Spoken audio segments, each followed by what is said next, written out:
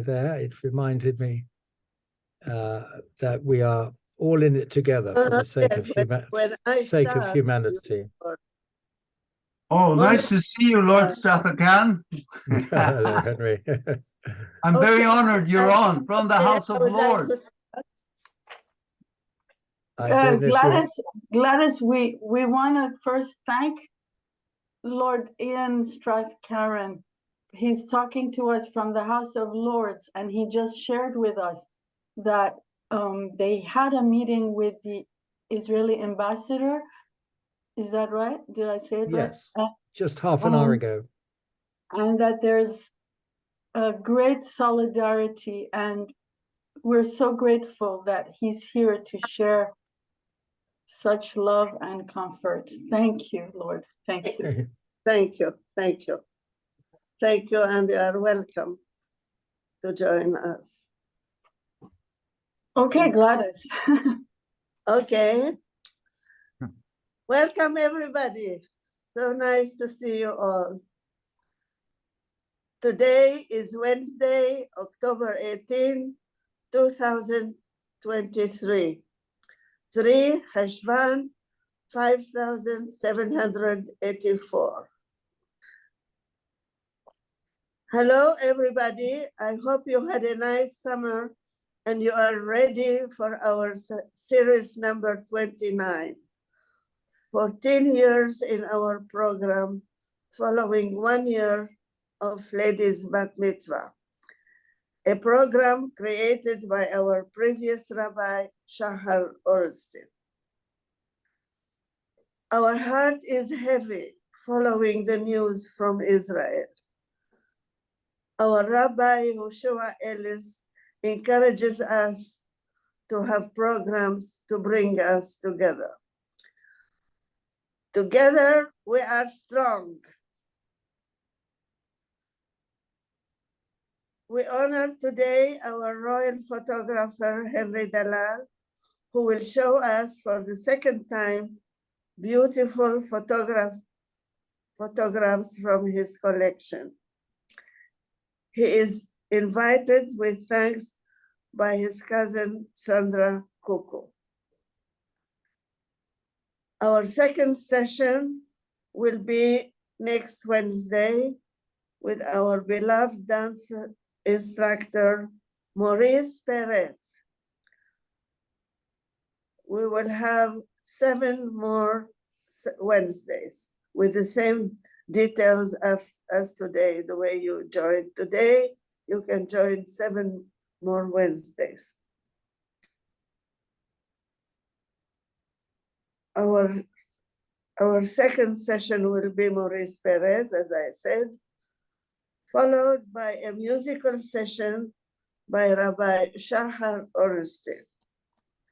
It will be Israeli music, old and new, and he is a guitarist, and it will be very nice. Followed by Dr. Alfred Bilbul, then Ita Yudin, then Maitre Alan Murad,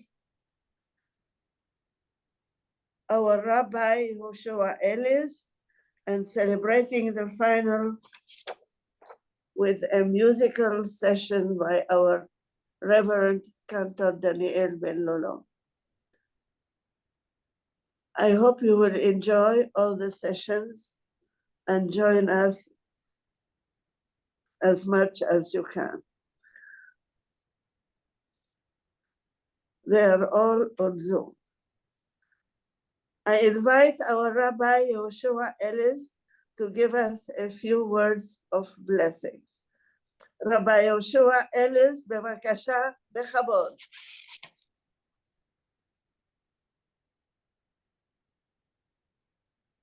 You are muted, Rabbi. We don't hear. No, thank you very much, Gladys. Thank you for the honor of this invitation and the continuation of all your hard work. I actually the other day I got to give when we have bar mitzvot at the Spanish, whether or not they're from the Spanish, I always give the bar mitzvah boy a certificate. So on Sunday is the first time ever I get to give a bat mitzvah certificate a Rosh Chodesh group that gathered at our synagogue. Baruch Hashem. It was very special. Learning, all learning initiatives are so very important, especially women's learning identity. It's so important to get together, to share our ideas, connect with each other to connect to the Torah, with each other to the Torah, or through the Torah. And through all these other things, all these other ways. A great way that we appreciate the greatness of God is seeing the greatness of His world, and seeing, getting to explore and feel awe and reverence for all the different parts of it. It's a very difficult time right now, and we all want so much to do whatever we can. And whatever we can to help our brothers and our sisters and all the people suffering. And on the one hand, we recognize this is a universal tragedy. There's a tragedy for all people. It's very sad, but there's a lot of people who are contacting me. We're trying to get on a slideshow, and I've got a lot of pictures to share. So, okay, sorry. If you don't keep it mind. short. Not at all. Thank you.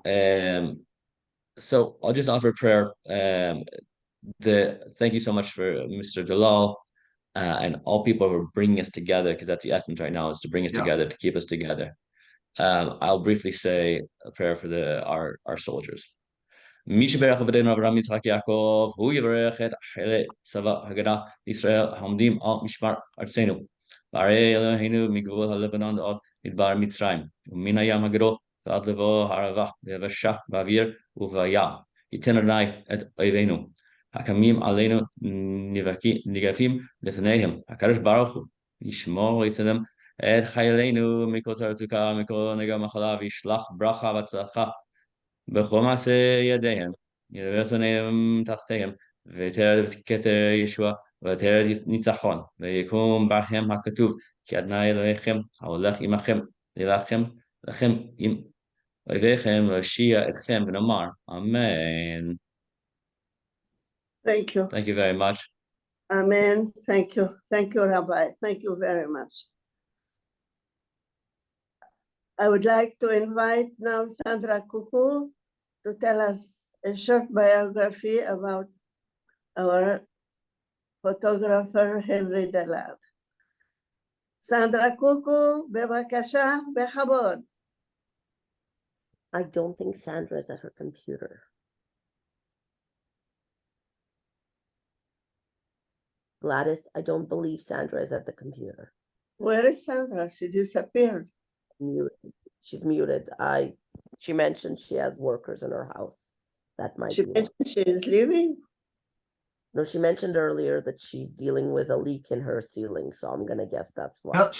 There she is. Okay, Sandra. You are muted. Yeah, sorry, I had to see the plumber out the door. So Okay, Yalla, start with the biography. Bevakasha, bechabod. short and sweet. Award-winning landscape and nature photographer Henry specializes in equine photography. Henry is an avid traveler and enjoys mountaineering, rock and ice climbing, and other adventures around the world. Henry was born in Iran, where his father gave him a camera, a boxed brownie at age 9. When his mother introduced him to the world of horses, mountaineering, and the equine world, and related cultures formed his journey of life, always with a camera. He even borrowed mine when we were mountain climbing. Leaving after the revolution of 1979, he lived in Colorado and subsequently settled in London in 1994. He's been honored with commissions to take portraits of Her Majesty the Queen for over 20 years and other world leaders. The 96th birthday portrait of Her late Majesty the Queen has recently been acquired by the National Portrait Gallery. And Henry has done exhibits at the Smithsonian Institution, Windsor Castle, Son et Lumière, Kensington Palace, Royal Geographic Society, Hong Kong and London, Naples Museum of Art. He's done some amazing coffee table books I'm not going to go through all of them, but one of them is the Queen's 90th birthday celebrations home park at a private. It was a private thing at the Windsor Castle, but there's desert pageantry. There's just amazing, beautiful, beautiful books that he's done. So on to you, Henry, and thank you so much for preparing this special edition of your photographs with us. Thank you, Thank you, Sandra. Sandra. Thank you all. Dr. It's Henry Dallal, bevakasha, בכבוד. thank you. It's a real honor to be again to share a few more stories and pictures with friends and your community in Montreal, New York. I think we have some friends, House of Lord, and some friends also from Zimbabwe. Basically, I will just put together a few. I put together a few pictures. Some you might have seen before, but there's a whole new series. I'll start with my journey as a photographer, what makes a good picture, and then we get into the latest pictures with stories, particularly from within the last year or two and the coronation, which is hopefully you will enjoy. So I will screen share and we'll get started. There we go.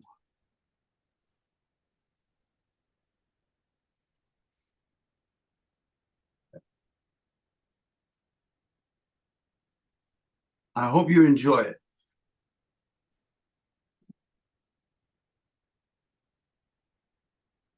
Hang on, I'm going to stop this 1 minute away. Is this your mother, Henry? This is my wonderful mother, Yeah. and it happens to be probably the last few days in 1979 in Iran. This is the north, in the Turkoman steppes, northeast of Iran. We did a lovely trip there with the Turkoman horses. And 3 days after that, I left Iran never to go back.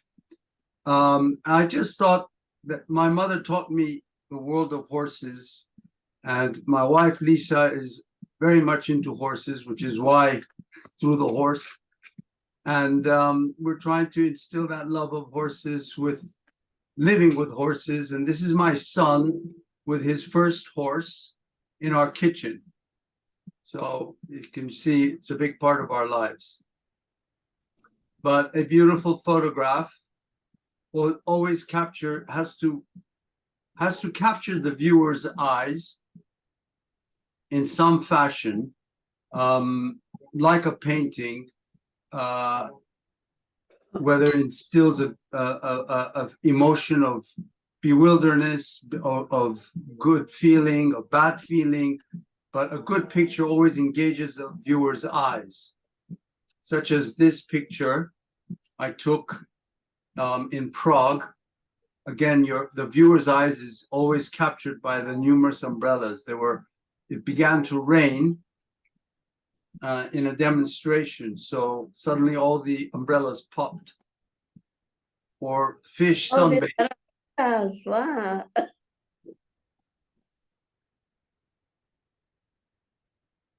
Or capturing the wildebeest on their migration.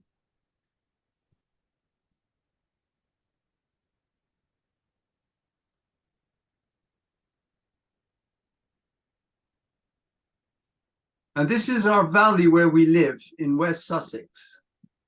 I never get tired of taking pictures of the nature. Every morning is beautiful, practically. Different times of years that's our neighborhood.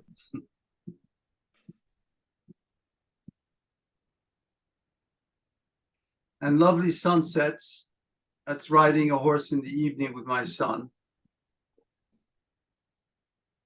But all goes back to Iran, where my dad gave me a camera and the lust for travel.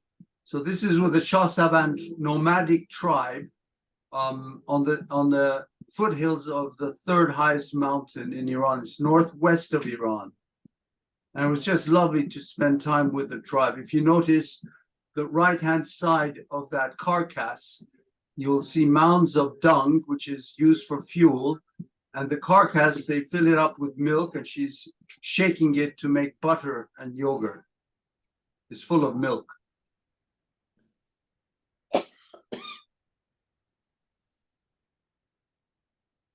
Sorry.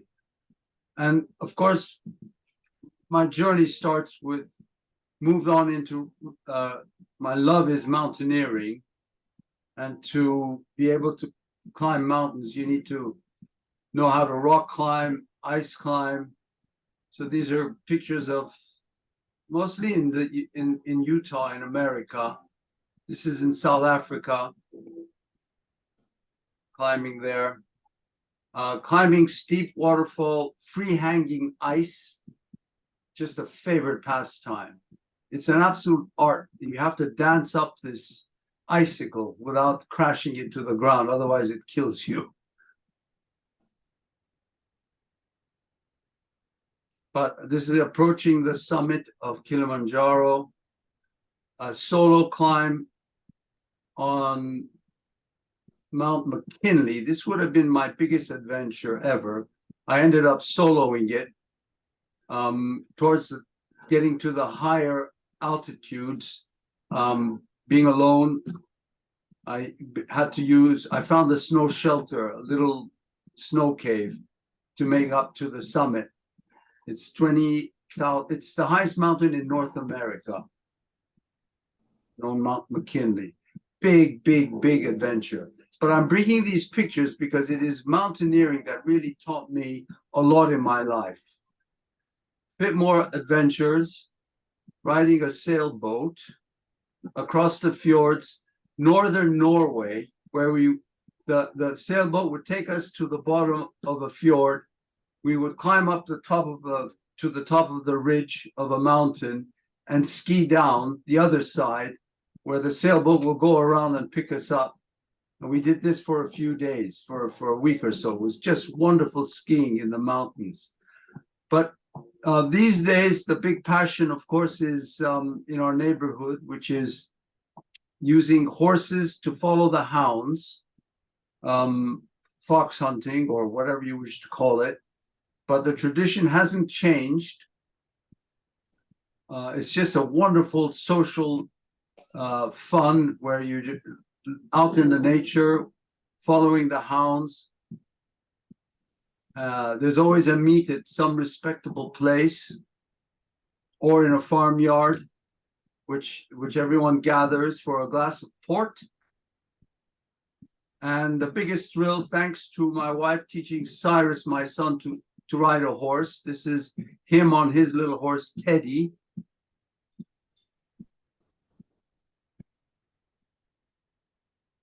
This is how it is. You just, the fun of galloping across.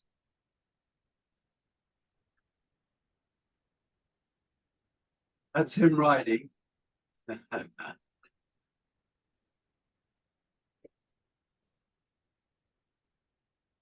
then the thrill is to have fun. So you literally gallop over hedges, over whatever comes, and sometimes you end up in the mud. Portrait photography, to me, my biggest, one of my biggest people that I aspire to is Edward Karsh, he's the one who photographed Churchill, that famous picture of Churchill and also Einstein, where Churchill was smoking a cigar. I don't know if you recall that picture, black and white. But in one photograph, to be able to capture the whole persona of that individual, that's the art of portrait photography. So this is Sheikh Mohammed, the ruler of Dubai, with his pet cheetah.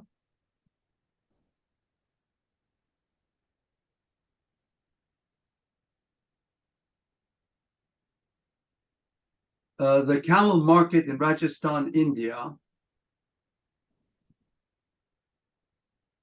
with a local breed of horse called the Marwari horse that has got curved ears at the top. India is just a favorite country. This is in Kerala with the Chinese fishing nets. And lovely street food.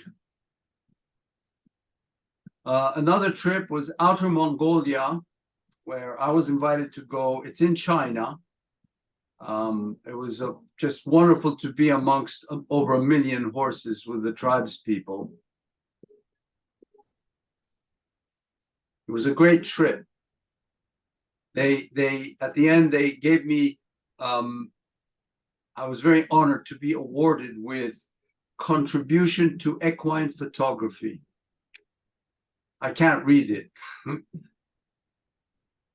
But one thing they do have, they're recreating, bringing back to life mare's milk, because that is a very strong milk where the warriors, even in Cyrus the Great's time, they would drink mare's milk. Now, the world is a beautiful place. Everywhere you go, there's beauty. This is in Peru. And some of you may have been here, a popular destination, Machu Picchu. Just fascinating place. And the Omak Indian Reservation, where they have a race called the suicide race.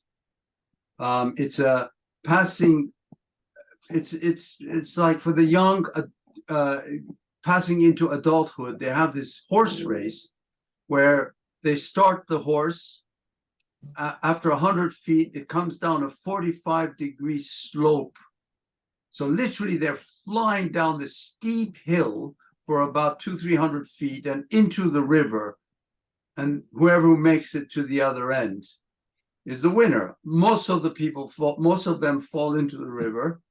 But I said, well, how do you get your horses? And they said, well, we actually hunt them. I said, you hunt them? They said, yeah, each family on the reservation is entitled to hunt one horse in the wild each year. I said, wow, I would love to see that. He said, well, you're welcome to join us if you like. I said, well, don't make an invitation because I will join you. So apparently and I did join. They do it in winter. So the reason is because in winter they could follow the tracks of the horses, the herd of wild horses. And it just was fabulous how they track the horses. And then they set the herd one direction, and then the natives or the Indians would join in with it and try to rope a horse.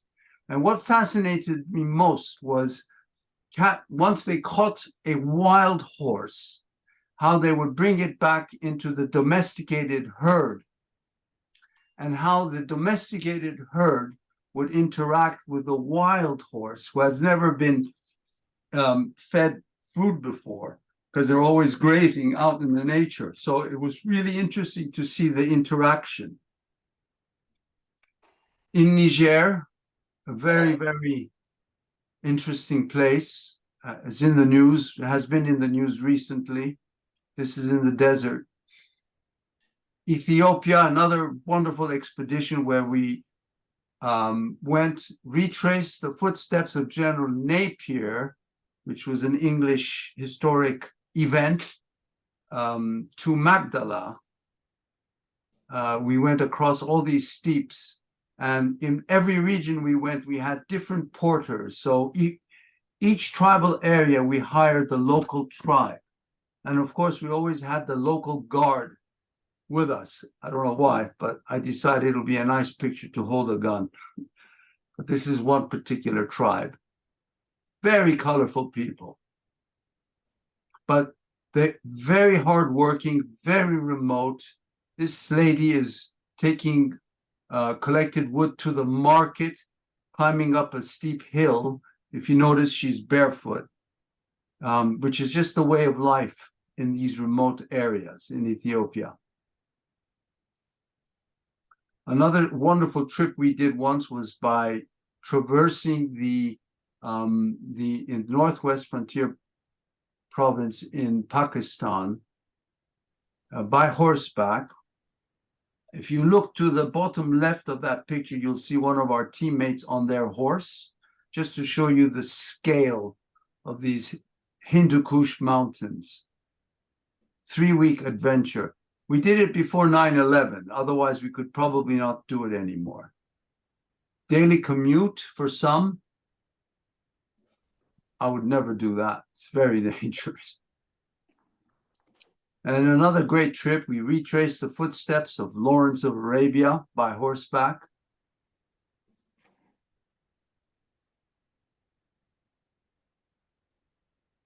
This is in Qatar, where a few years later, I had an exhibition in the Red Square in Moscow.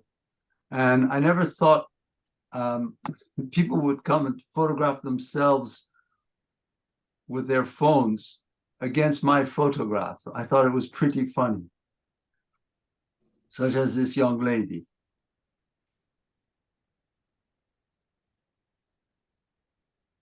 This is one of the Queen's horses. I just love the shapes of horses. The Akhalteka breed, which is in northern Iran, Turkoman, a very rare breed that if you actually capture in the right light, looks pure gold.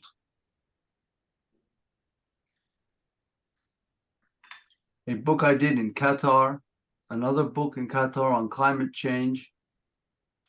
This was photographing the climate change conference. I did 5 of them. This one in particular was the famous one in Paris, which resulted in the Paris Agreement, 2015. John Kerry with his counterpart in China. Long drawn out meetings and discussions and delays. About the last delay was about the placement of a comma in a paragraph.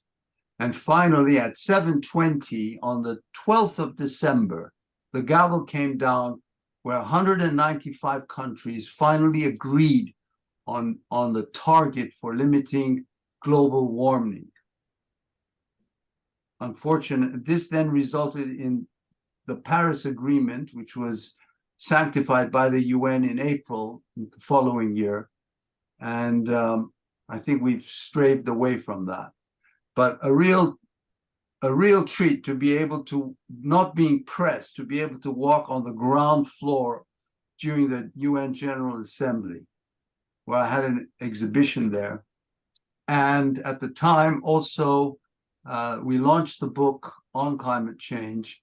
And I never thought I'd see my name on a billboard in Times Square, New York. But there it was. A book in Oman. Great project, 8 years in the making.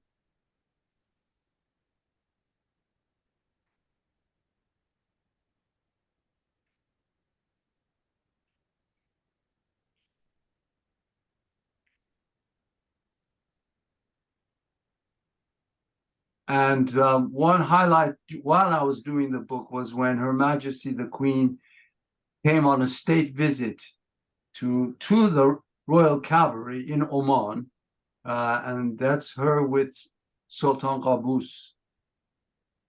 Sadly, both of them have passed away. This is my book in India called Horse Warriors. This book took about 5 years in the making, and they always would tell me that they are the only active cavalry regiment in the world that's, left on horseback. So when it came, it was really nice to document.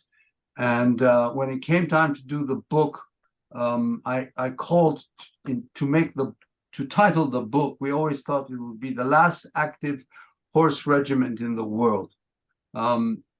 They said, well, actually, I said, can you please confirm that you are the last horse cavalry regiment that's active? They said, well, perhaps. So we changed the title of the book to Horse Warriors.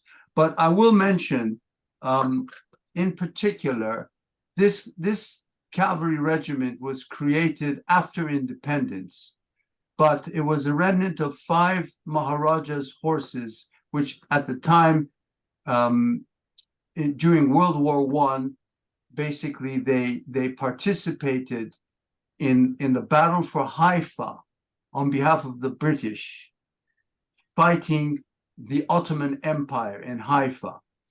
And till today, they celebrate Haifa Day on the 23rd of September, where on horseback, the regiment on horseback attacked against tanks and were able to be victorious. So they still celebrate Haifa Day because of that day, which they say it's one of the last days that the horse was used, but on this occasion against armored tanks. Great horsemen they are. There's a picture of me doing my photographing them on parade.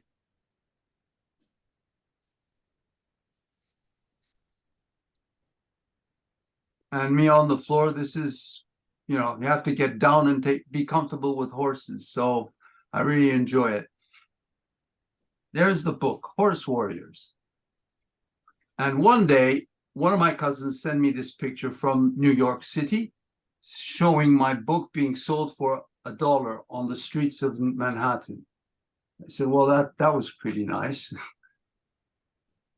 This is the first book I ever did on the household cavalry.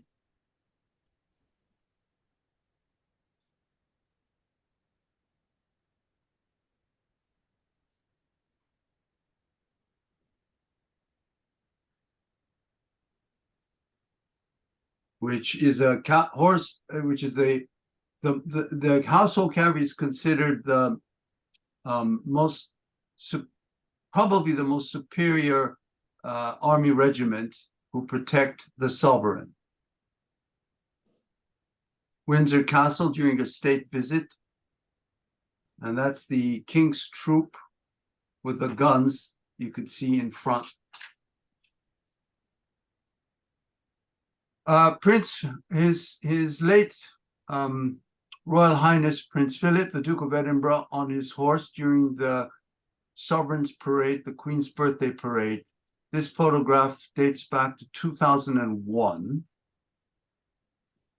Every year, this is the Sovereign's, well, they call it the King's Birthday Parade now. It used to be called the Queen's Birthday Parade.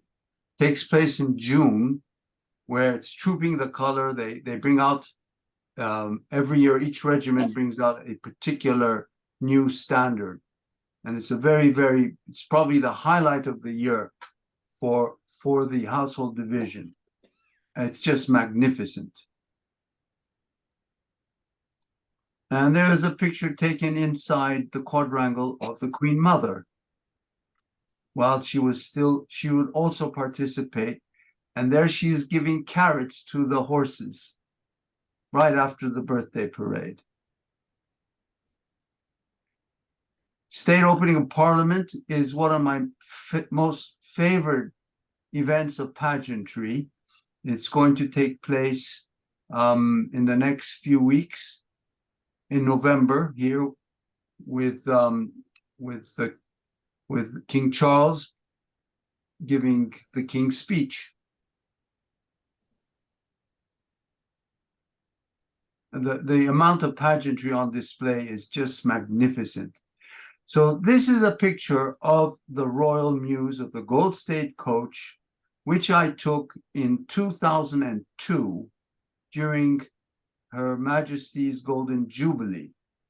Now, I bring this picture in particular because since then, I was fascinated with photographing the Royal Mews besides the household cavalry. At the time, I was doing a book on the household cavalry. And this is what attracted me, the horses, all the, everything you see about it, the uniforms. I mean, it's just magnificent. 2002 Golden Jubilee.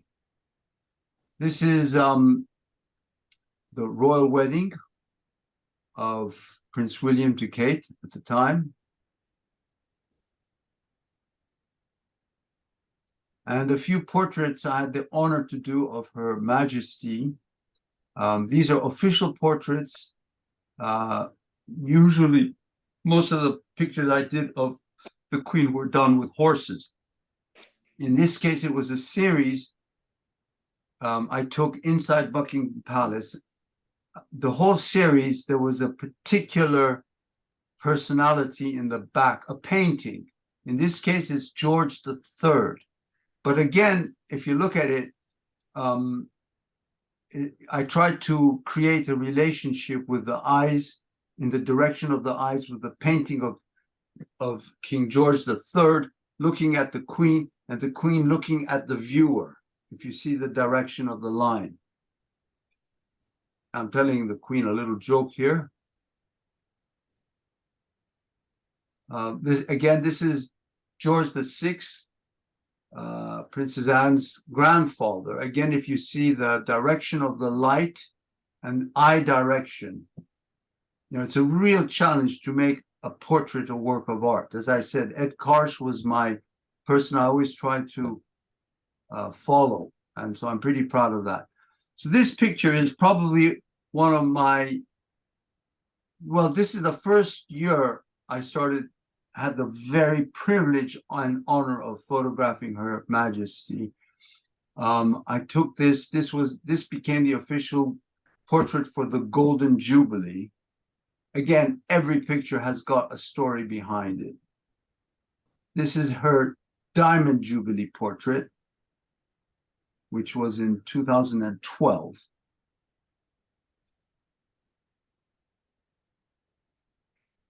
And then her portrait for the 90th birthday parade of Henry, you never had trouble getting a smile from her, did you? well, it wasn't me, it was the horses. The Queen is with a horse, she's smiling. And in this case, there's a gentleman behind me jumping up and down to get the horses to have their ears stand up at attention. And that is what made the Queen laugh, really.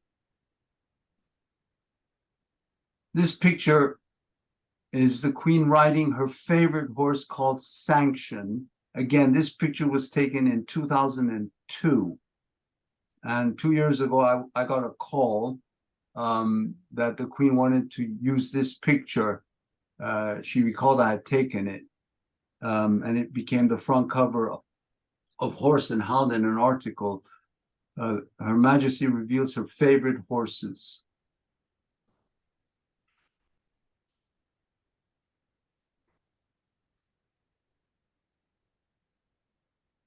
This was a private dinner at Buckingham Palace, and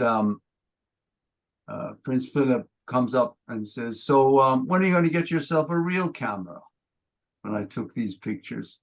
Here's a great event in Canada, Ottawa. At the time, some of you may know that I was invited to photograph the RCMP, to do a book for them. And as I was over, a few years, I've been taking the pictures. I then get invited. The Queen was invited to go to Canada. This was her last trip there, her official visit. And they asked me to go there because they wanted a private picture after the Queen had addressed the Parliament in Ottawa. She was staying at Governor's Mansion. And they wanted to give her a bit of entertainment, I guess, in the afternoon. Now, during the Golden Jubilee year, the Queen had given a horse called Golden Jubilee to RCMP. And this mare had given birth to a colt.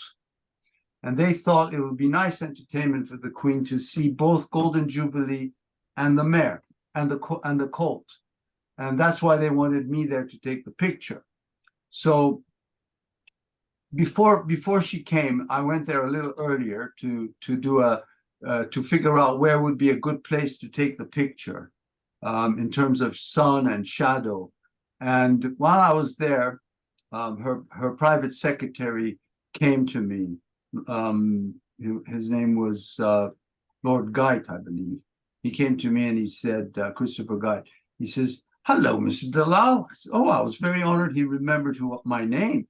He said, "You do realize you're the only photographer allowed here. It's they've been working on this now for the last 3 months for this particular event." I said, "Well, that's wonderful. I'm very, very honored." So a little while later, the Queen comes, and we take a few informal pictures, and then after a while, she kind of steps aside and kind of stands next to me, and she opens up her purse and brings out a camera and starts taking pictures. And I said, "Excuse me, Your Majesty, I was told that there's only one photographer allowed here. And that's your private secretary told me that." So she looked at me and she said, "Oh, I see.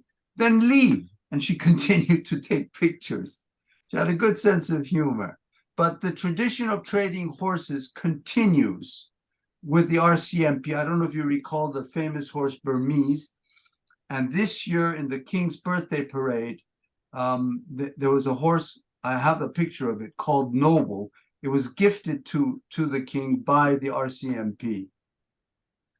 So in 2002, I was asked to take some this was again during the COVID restrictions. It was just loosening up a bit.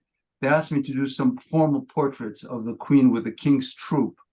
And she came in to the area where we were taking the pictures. I'll never forget the way when she saw me, her just broke into this wildest, biggest smile. It was just so warming to see her. And you can see her contact with the King's troop horse. She had gifted this horse to the King's troop. And this was a formal photograph with social distancing.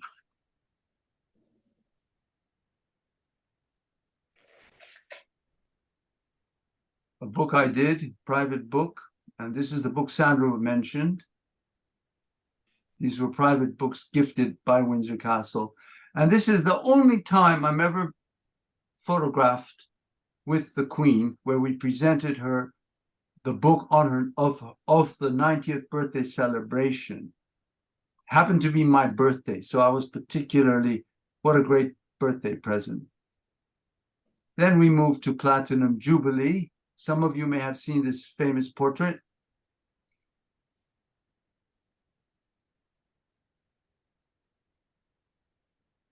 March 2022. And after the portrait, as with all the others, usually she just stayed around a bit longer with the team, with the grooms, with the gardener. It was always nice, and with her corgi right behind.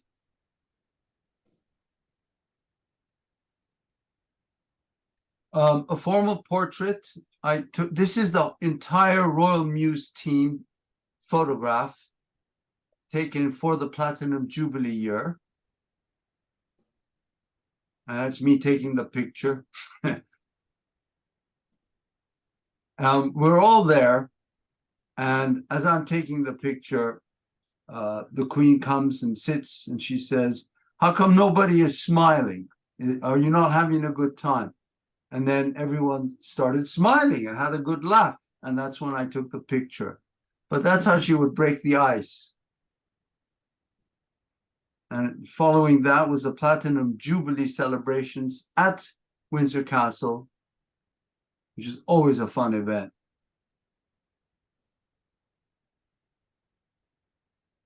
The equestrian team from Azerbaijan, the Garde Républicaine,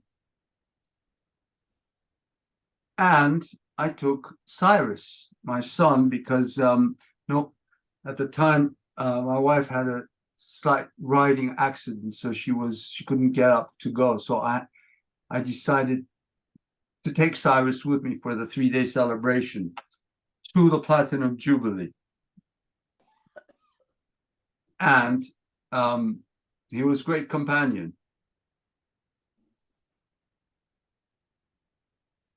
You may know Terry Pendry with the Queen's horse called Emma, because you might have seen this famous picture during the state funeral. This was the Queen's horse. And there is Cyrus with a camera taking pictures. And one night, this is the last picture I ever took of the Queen. She's leaving the celebrations at Windsor. And by chance, Cyrus and I were literally right there, taking that in that position. And Cyrus caught the Queen's eye, and I happened to take the picture. Shortly after that was the official Platinum Jubilee celebrations in London. And again, after 20 years, they finally have given me permission to do a book on the royal muse. So I'm really excited about this project. So the next series of pictures you will see are photographs that I hope to include in the book. But these are images that you probably will never see or never have seen, how they prepare the Gold State coach, how they look after it, how the horses are prepared before every parade. It's just spectacular. If you notice, this is at 5:40 in the morning. Getting the horses ready, platted. There's so much that goes into it.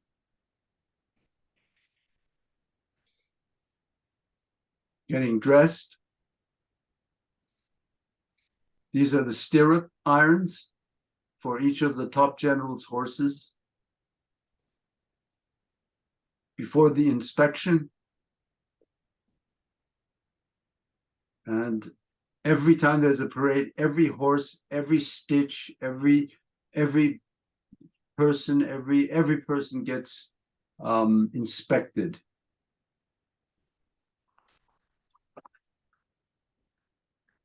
And sometimes I kind of leave Buckingham Palace with the coach or with the procession and decide, let's see how long it takes before I get asked out of the parade. Because I don't, I'm not part of the parade. This is the Platinum Jubilee. If you notice, there's a Gold State coach in front. If you come back to the bottom of the picture, you'll see the King's Troop. And at the very bottom of the photograph, you'll see the presidential state guards from Bahrain. It was a gift to the sovereign, to the Queen from King Khalifa of Bahrain. You'll never see this again. And now we have a new, this is another ceremony that takes place. It's the Garter ceremony. Usually it happens one day before Royal Ascot and 2 days right after the official King's birthday parade. Now, the reason I took this picture, I'm showing you this picture, is you'll see these are the Knights of the Garter with, at the time, it was Prince of Wales. He was not yet king because the Queen was still with us. But if you notice, this is taken inside Windsor Castle next to the chapel. But look to the top left, you'll see a gentleman in a red coat in his wheelchair, but he's standing as a matter of respect. I just thought that was poignant. Procession goes inside St. George's Chapel. Gentlemen at arms. I mean, it's just a beautiful parade again. Relatively private because it's not televised. Then the next day, and for the next 5 to 6 days, it's relentless for the Royal Muse. Every day it starts maybe 5 in the morning and ends up literally 8, 9 o'clock, 10 o'clock at night. Which is the whole procession of Royal Ascot. the cars get cleaned, the cars get washed, the horses get ready. There's a lot that goes on. I love this picture. Inside the tack room, you'll see the saddles up there, the uniforms there, everyone getting suited and booted. And getting ready, leaving Windsor Castle down the long walk. It's just beautiful. Beautiful to watch, beautiful to see. For me, beautiful to experience. And at this point, again, it's out of public view. This is what is called the changeover, where it's an 8-mile round trip. It's an 8-mile each way from Windsor Castle to the racetrack at Royal Ascot. And they have the horses and carriages make 2 stops for rest. This is the final stop. It's called a changeover. And during the changeover, people know where it is. So school kids come, everyone comes, and they picnic there. And at this point, after a few moments, the cars come with the royal guests, with the special guests to mount the coaches and the carriages for the final 3 miles journey to Royal Ascot. This was taken this last June, and King Charles is looking at me, and I think Queen Camilla is saying, "Who's that guy there taking a picture?" I think that's what they're saying. But there they are. They're on their way inside to be deposited at Royal Ascot, and it's just beautiful event.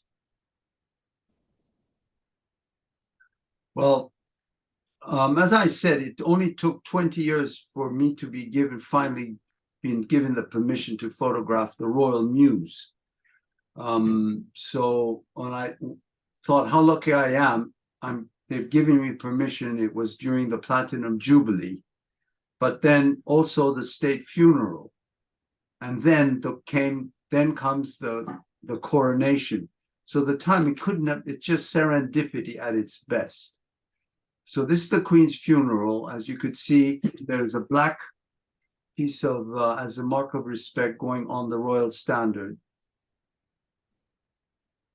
And the Queen's coffin goes to Lion's State, from Buckingham Palace through Horse Guards.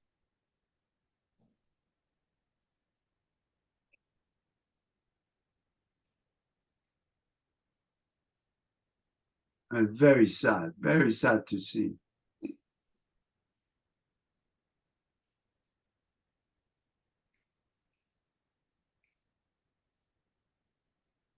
And then the actual state funeral, which to me probably is the most magnificent display of pageantry I have ever experienced. On this occasion, I was able to secure a place on top of Lanesborough Hotel, looking down at Wellington Arch, only because I knew that everyone is going to be congregating there at the end of their having left Westminster St. Paul's Cathedral. And then the handover from the guns by the Navy into a car for its onward journey to Windsor.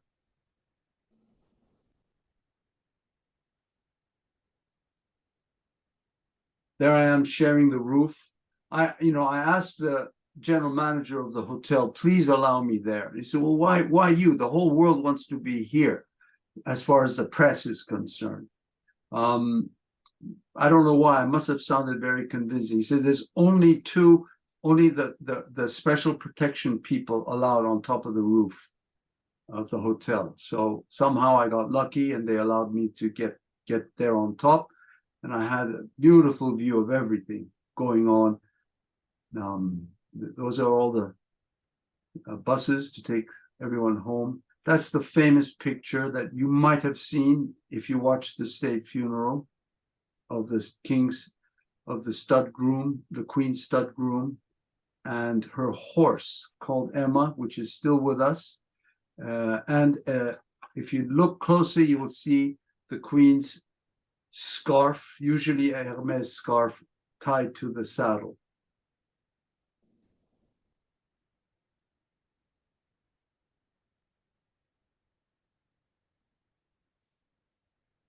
So now we move on to the next big event, which is the coronation. Just showing you a few pictures from it. But I just thought it's helped. Being inside the Royal Mews, there's just so much activity. Here you can see one of the, so much work and effort and love and detail goes into preparation, preparing the, they're painting the new cipher on all the mounting blocks from ER2 to CR3. They're all artisans who do this. I think I love this picture in particular because, again, it shows the new era. In the middle of the picture, you see the Shabrak ER2, and on the right, you see the new Shabrak that is will be replacing CR3. Everything will have to change. I just love these carriages. Early morning rehearsals, especially in the dark. Everything is lit by candlelight. This is the tack room. I thought I'd share this picture with you. The tack room where everything, all the beautiful tack is of the coaches. And one day, the next day, the tack room is converted. They brought 2 tables in. And there's about 30 people in there, all sewing new buttons, new labels, new cap badges, changing from the Queen's ER2 to CR3. I mean, this is history.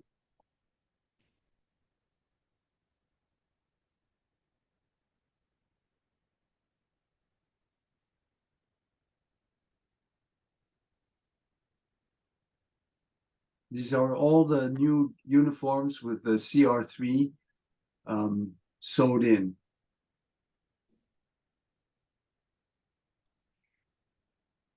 Now, the coronation was very special. 2 rehearsals, well, 2 main rehearsals. The first rehearsal, both main rehearsals were done at 2 in the morning. So everything is still dark. Very, very special time.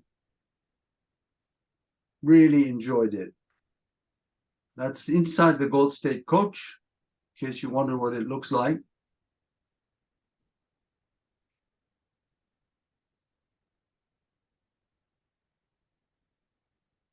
And just before they all left the Royal Mews, I was told by the Crown Equerry, get into that coach.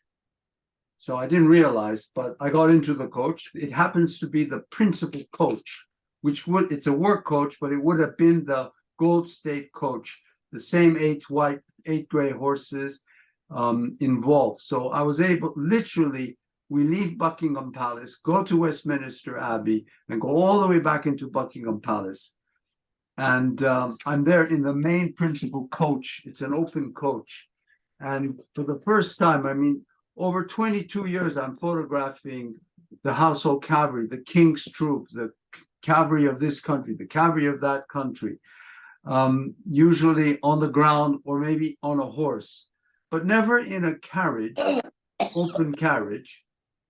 And here I am sitting in the carriage, open carriage, which would be the Gold State coach, but surrounded by these horses. Now, it so happens that I knew the people around me.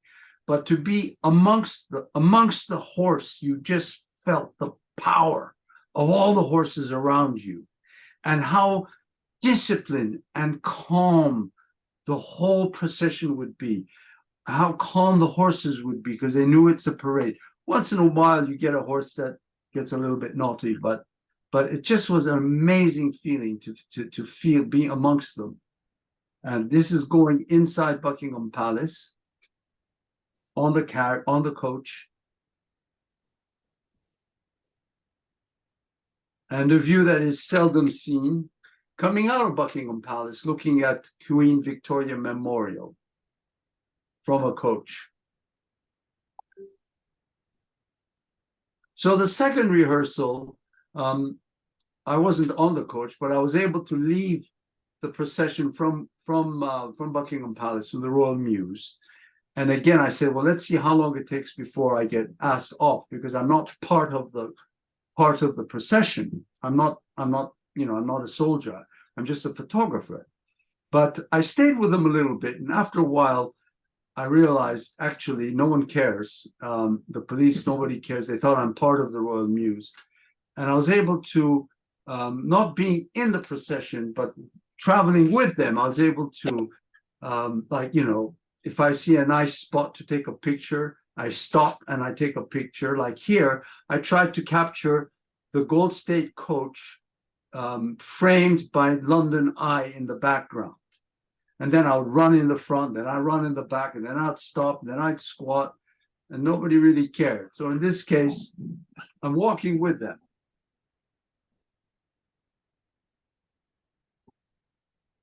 This is how it is.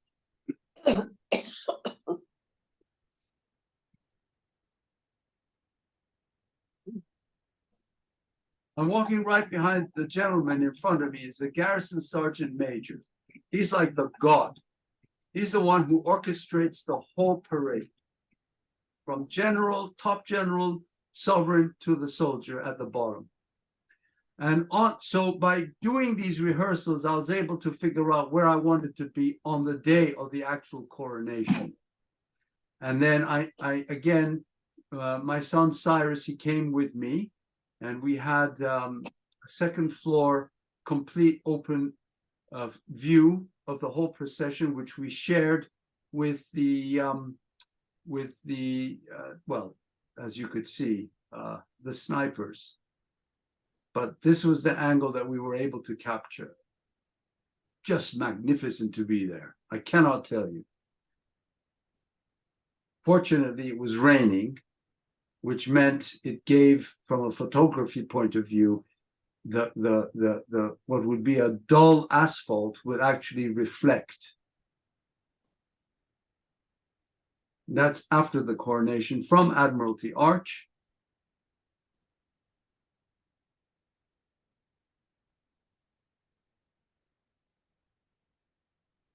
And there's my money shot.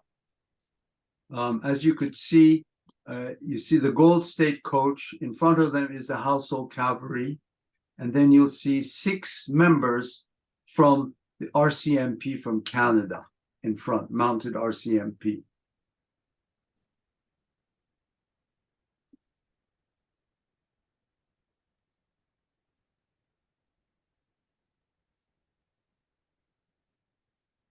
And after the coronation,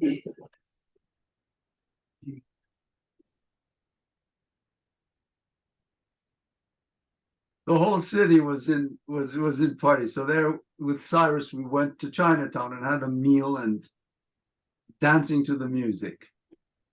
So last parade, again, the trooping the color. I wanted to photograph this event. This is the master of the horse, with a horse given to him by the Garde Républicaine.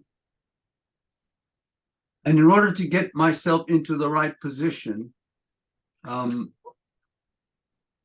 know if I can get it. I literally left. I had to get in.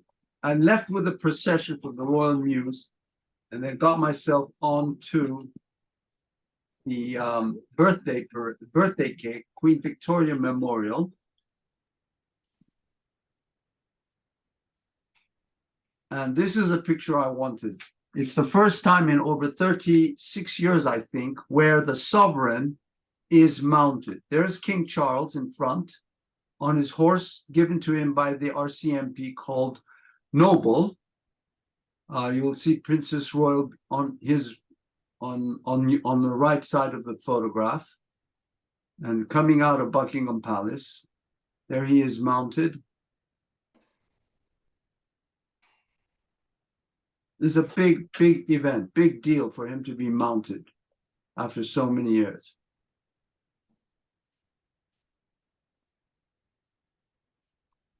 And as many times as I've been there and photographed this event, it is so beautiful. It's so powerful.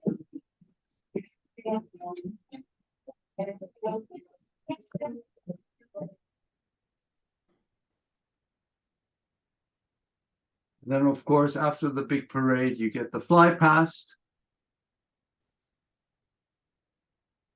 Balcony, famous balcony picture.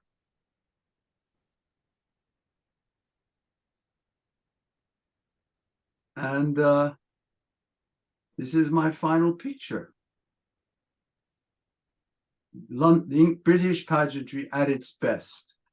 I hope you like that.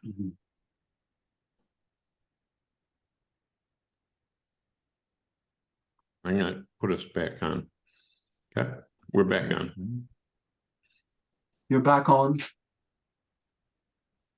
31, up to 30. Sorry, I think somebody unmuted themselves. So sorry to bore you all, but I hope you enjoyed this collection. We're waiting for Gladys to join us again, but if I can, on behalf of Women's Learning Group and Gladys, just say that thank you, Henry, for taking the time to put all this together. A lot of the pictures we saw in your previous presentation, and they were welcome back into this new collection. I never tire seeing your pictures, Henry. I don't think anyone can take just quite the same angles as you do. You know, your eye is very Henry. I don't. You can always see a picture and recognize it as being a Henry picture for some reason. So I really thank you for joining us, Henry. And real pleasure, real honor. Thank you. Thank you for having me. Just the last word I'd like to say, there's another queen he has been taking pictures of recently. yes, Henry. Thanks. We wanted to see them. Farah Yeah, Please, well, Henry. not you out show for them? no. not out yet, but soon. She was just such a pleasure and such an honor to be with. I cannot tell you. I just cannot tell you. Such a privilege. Yeah, we had a good laugh. Does anybody have any questions? Yes, I do. Can I ask? Yes, please. I just was wondering, the horses seem to know what's going on, some sense. I don't know how to explain it, but when they are being groomed and everything, I'm just wondering, do you know the feel? Because they seem to be in unison with everything that's going on. Are they trained? Of course Is they it know. Yeah. sixth sense? They know exactly what's going on. They know exactly what's going on. They know that it's a big day. They know there's a big parade. You know, the way they're being prepared. They don't get prepared every day like that, but there's a, you know, I mean, they all know. They all 100% know. They know what's going on. And just so you know, they're trained, you see, because in these rehearsals, when they go out in the public, they go out in the street, there's crowds yelling, crowds screaming, the Queen's State funeral, there's the guns firing, Big Ben is going, the band is going, boom, boom, boom. So all throughout, like in the Royal Mews or wherever, they make sounds. They, in the barracks, they make lots of banging sounds so that the horses are used to it. They're used to used to it. I don't know if you recall seeing that picture of the circle of horses around you. There's a picture of all the horses in a circle, and I'm on the ground. I mean, even that picture, I had to use a flash. I'm just to give you an example. So I knew that if I go down there on the ground and if I use a flash, once I do the flash into the horse's eye, the horse will jump up and get scared. And I'm standing under, and I'm on the ground underneath them. I don't want to get trampled. So I had the horses lined up, and I took my flash and I just threw a flash 10 times in each of the horses' eyes, so they got used to a flash. And then I would go down, and then when I took the picture with a flash, they didn't budge. The challenge was the soldiers who were on riding the horses, because this was the cavalry in India, and they didn't speak English. I don't speak, their language, but getting them to point their lances at the same spot in the same point, that was more challenging than getting the horses to just being calm and relaxed. But the point being that the horses are actually, to some degree, they're used to it. They know they're being dressed. They know there's some special event going on. Even our horses here, they know what's happening. What about Emma? Did Emma, was she made aware? Did she go sniff the queen? What happened? That's sad. That's sad. Emma's, I was not long ago there. I photographed Emma. She's not being ridden, but she does go out on exercise. She goes on lead. It's sad. Emma was chosen very, very carefully for the queen, and it was her horse. She was riding until literally July 17th was the last day she rode a horse, and she died September 8th. I know this for a fact. So you can imagine who at 96 would like to get up and ride a horse. Henry, if I can say, your work is not only for its beauty, but for its significance, its importance, because in a world where so many traditions and values are being thrown down the wayside, here is a country that honors its traditions and its culture, and you document to such precision and detail all aspects of this culture, and it is something to behold, because if it weren't for you, we wouldn't have, we'd have pictures, but not in this storytelling fashion, which makes it so much deeper and more meaningful. Thank you, Sandra. Equine pageantry is something I love doing, and everyone looks. I've done 5-6 different countries with their equine traditions, and everyone looks at the British. They're not the best riders, but they all look up the British. But I'd like to bring up one thing. This is called pageantry. This is called, every culture, every society has their own bit of pageantry, every bit of village, every ceremony. People take pride in their little bit of a culture and to share it. You know that famous song, tradition, tradition, it's all about that. So whoever you are, whatever religion you are, whatever culture you have, there is that bit of culture, that bit of tradition that you celebrate, and you hold your head high, and it brings a tinkle of pride whenever you look at it, if you belong to it.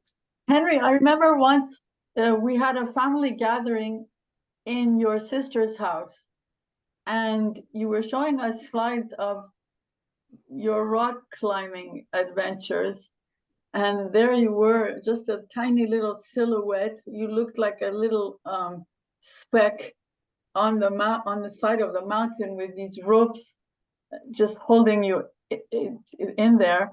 And I remember my mom yelling into the screen, Henry, come down, come down. That was really funny. But it is quite something. I mean, tell us about China. I mean, you were invited once to China to photograph. Tell us a little about that. You shared it with us in the cousins group. Well, China's, I don't know, it was, fascinating place to be. And I've been there 3 times. The second time I took Cyrus and Lisa with me, and I had an exhibition in a place called Nanjing, but along the way we spent a few days in a little town. There's no such thing as a little town, but in supposedly a little town called Suzhou, which is called the Venice of China, where literal waterways everywhere. I was going to show a picture of that, but it ends up in Nanjing, and Nanjing, there's a lovely sculpture testament to Marco Polo, because that was where he was. I mean, it's a fascinating place, but Outer Mongolia was quite beautiful. Open country, open steeps, very, very rural, very cultural. Houses still use collect dung for their fuel, and they're trying to recreate this industry of mare's milk. Very interesting. But the whole world is a playground. The whole world is interesting. So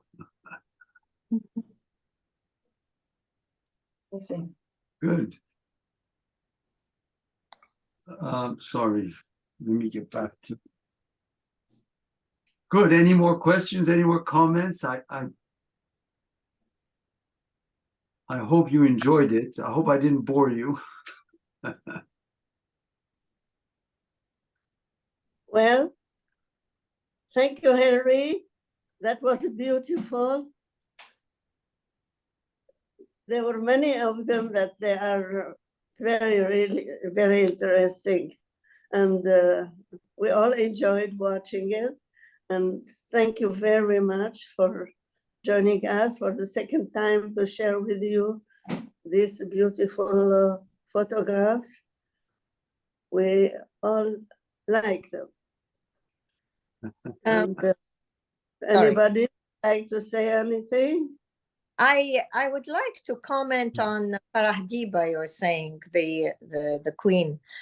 I have been meaning forever to write to her and thank her, because as you may be aware, some of us Jews from Iraq escaped in the 70s from Iraq to Iran via Kurdistan to Iran.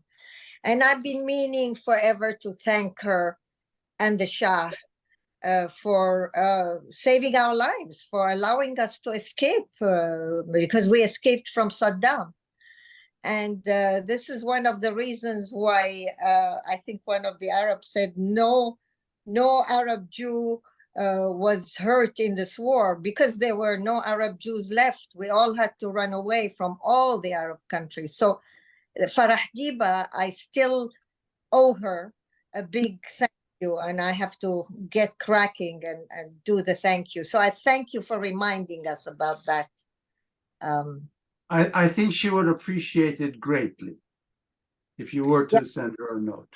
Yeah, I better do it soon. Thank you.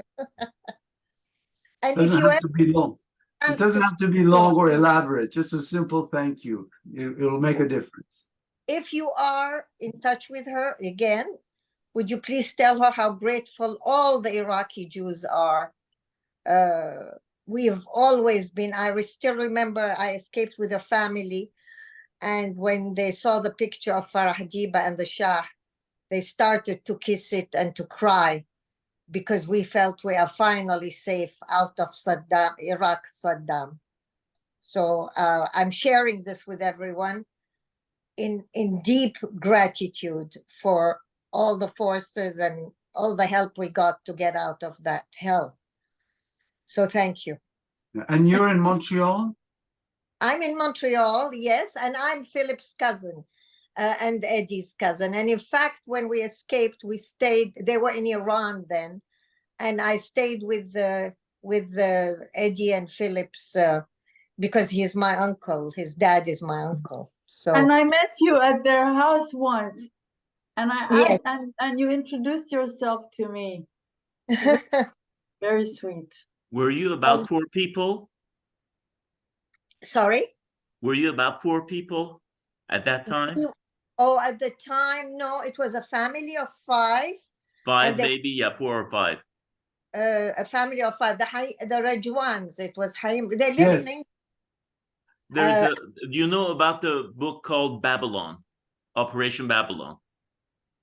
Operation Babylon. Oh, that is in the 50s, That's in the 51. 50s. Okay. Yeah. Yeah. We escaped in 1970. 90. Okay. That was the second round of escape. I The am one, yeah. 50. I left in the 50. Yes, Gladys left in the 50s. She had to be denationalized on the spot, whereas I got denationalized 10 days after I left. And we lost our inheritance, everything we owned. The I best time for the Jews in Iran was during the time of The Reza Shah. Shah and the former Shah. We cannot be enough grateful. Yeah. We cannot be enough grateful to these wonderful souls. Yes, I thank you for staying with us, Lord Strathcona. That's fine. Thank you. Yes, and I need to go to a meeting in a minute, but I just wanted to ask Henry what he's working on now. What's his next big project? Well, the project is the Royal Muse. Yes.